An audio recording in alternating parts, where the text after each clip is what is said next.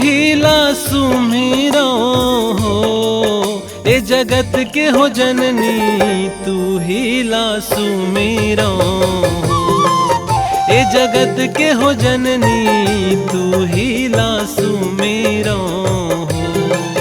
ये जगत के हो जननी तू ही ला सुमिरो हो, ये जगत के हो जननी तू ही ला सुमिरो हो। ये हो तू ही ला सुमिरो हो, ए जगत के हो जननी तू ही ला सुमिरो हो, ए जगत के हो जननी तू ही ला सुमिरो हो। ये जगत के हो जननी तू ही ला सुमिरो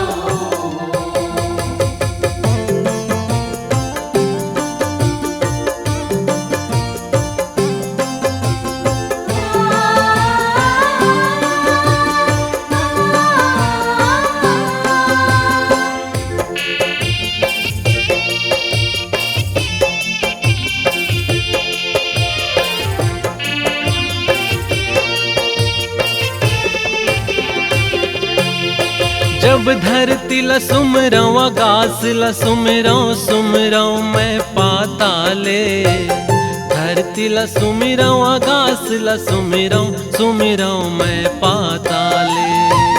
सुमिरो मैं पाताले हूँ मैया, सुमिरो मैं पाताले, धरती ला सुमिरो आकाश ला सुमिरो सुमिरो मैं पाताले।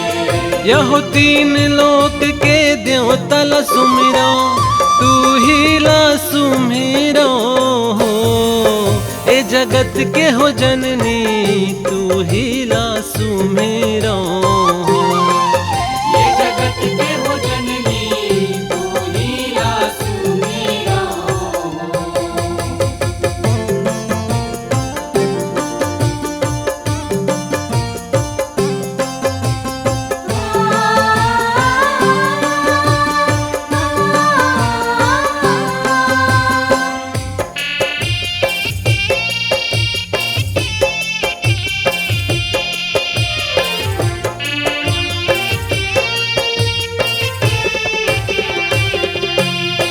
जब ब्रह्मा ला सुमिरो विष्णु ला सुमिरो सुमिरो शंकर भोले, ब्रह्मा ला सुमिरो विष्णु ला सुमिरो सुमिरो शंकर भोले।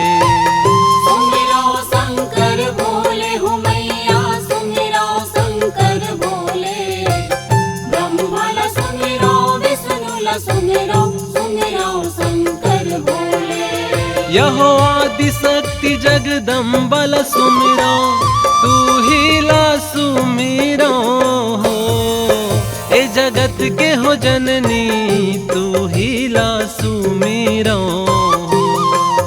ये जगत के हो जननी तू ही ला सुमिरो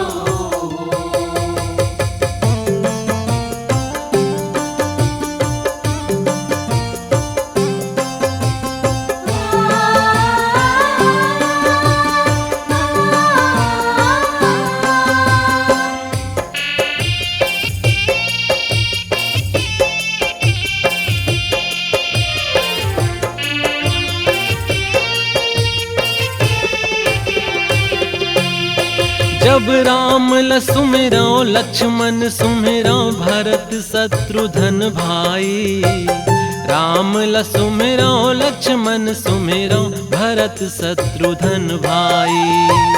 भरत शत्रुघ्न भाई हूँ मैया, भरत शत्रुघ्न भाई, राम ला सुमिरो लक्ष्मण सुमिरो भरत शत्रुघ्न भाई।